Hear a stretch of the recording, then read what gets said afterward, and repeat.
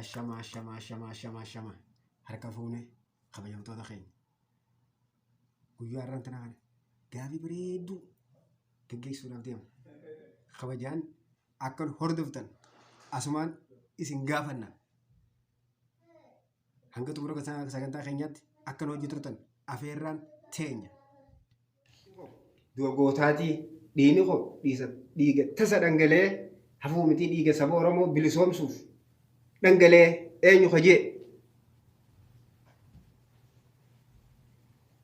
Maammoo Muzammirtuu kana jedhe.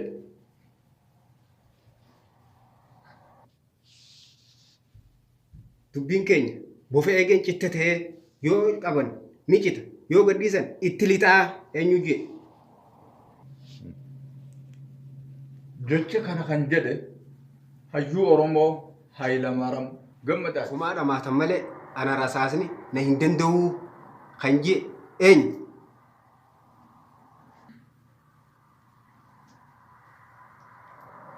Jecha kana kan jedhe hayyuu Oromoo Hagarii Tulluu.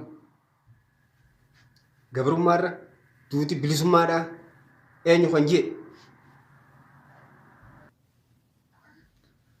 Jecha kana kan jedhe Elemoo Qilxuutu jedhe. Gabrummaa dandeenyu hiddaan buqqifnu dadhabnu ilmaan itti guddifnu kan jee eenyu.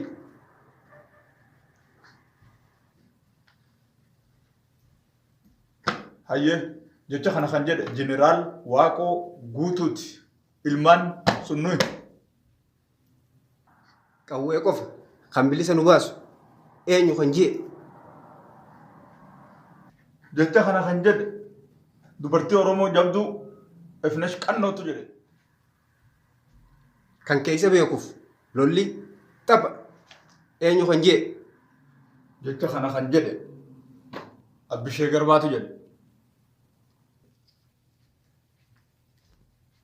Jeedallatee waggaa 100 jiraachuurra leenca ta'ee yaadee duunaaf wayya kan jedhu eenyu.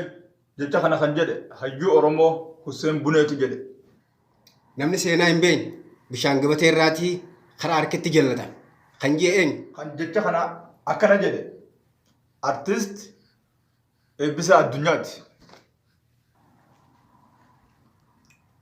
Lubbuun gaafa dhalattee duuti du'a sodaadhaaf haqarraa hin maqin kan jee eenyu.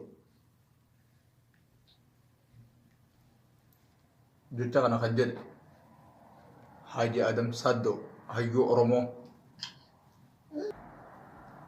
Uummanni Oromoo barachuu qaba. Lammii baratteetu gaafii mirgaa gaafata kan jee eenyu. Jecha kana kan jedhe Jeneraal Tahaddasaa Birruu. I am Oromo first kan jee eenyu. Leenca Oromoon qabdu keessaa isa tokko kan lubbuun jiru Jawaar Muhammad. Namni waan nyaatu dhabe mootummaa ofii nyaata kan jee eenyu. Hayyuu Oromoo Profeesar Mararaa Guddinaa ammaa lubbuun jireenya. Lafee teenya kan jee eenyu. Obbo Baqqalaa Garbaatu kana jedhe. Sagantaan gaafii deebii arraan tanaa asirratti xumuramti. Hanga walitti aanutti asumaan nageetti nuuf tura.